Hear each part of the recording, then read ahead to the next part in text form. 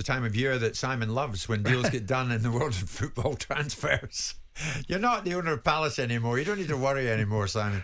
Let's observe it from distance. We're going to do this, all the transfer news coming our way with McDonald's. Alex Crook, my colleague here at talkSPORT, is across the lot. Alex, good morning to you. Harry Maguire to West Ham, on or off?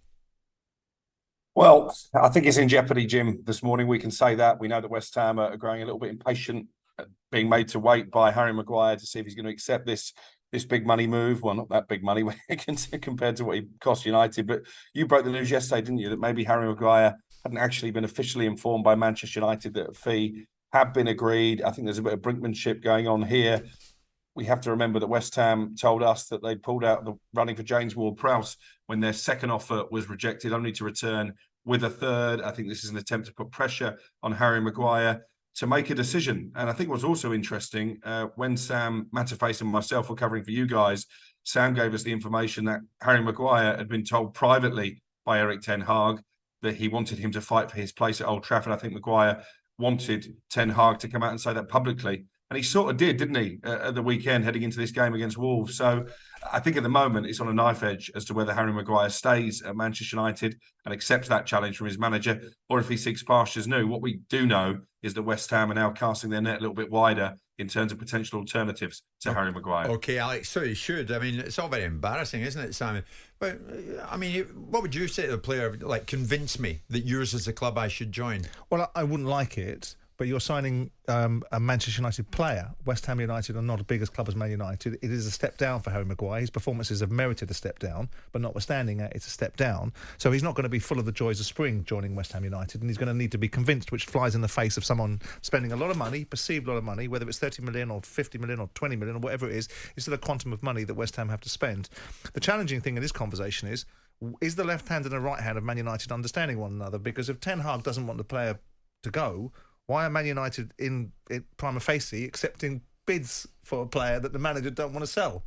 I thought the managers were the ones that decided who their players were and who their players weren't. What do you make of what Gary Neville saying last night, that Manchester United are trying to manage Harry Maguire out of the club?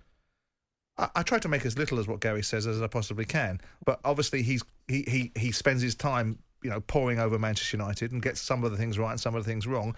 He would know the culture to some extent of Manchester United, albeit it's a very different culture from the one that he was at.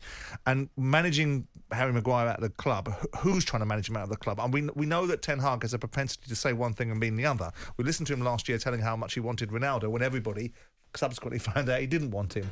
Now, there's no reason. What is the purpose of speaking to Maguire about fighting for his place when you want to sell him?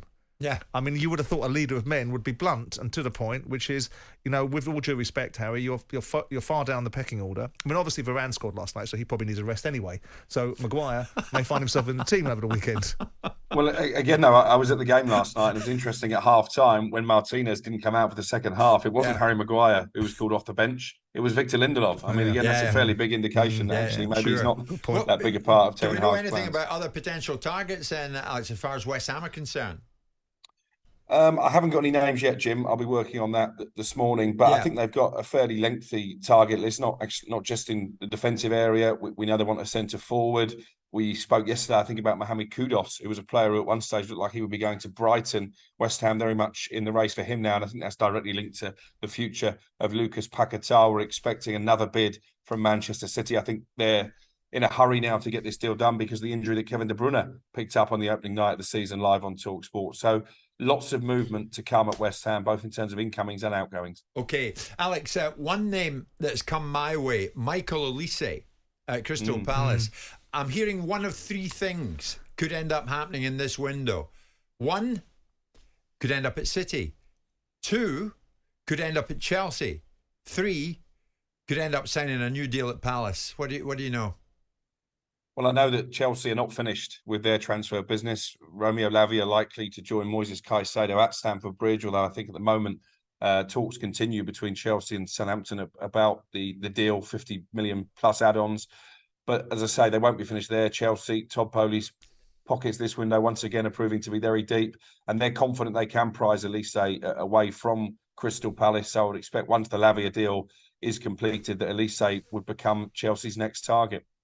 It's unbelievable, isn't it? Are Palace protected anyway? I mean, what is the situation? I mean, how long's he got left on his contract? And do we have one of these ghastly release clauses in it?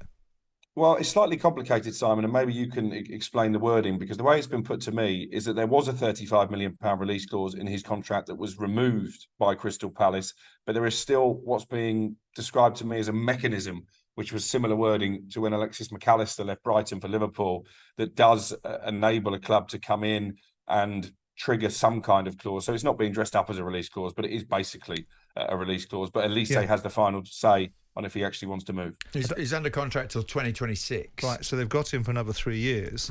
I don't see how they could have if there was a release clause in there, I don't see how they could have taken it out without the consent of the player, which means that a new deal was signed somewhere along the line to do that. But there must have been some look back at the previous agreement, because you don't have a mechanism, you have a release clause. A release clause is a mechanism. They're one and the same thing. Right. He's certainly a name that's coming up constantly now, Alex. 35 million quid then.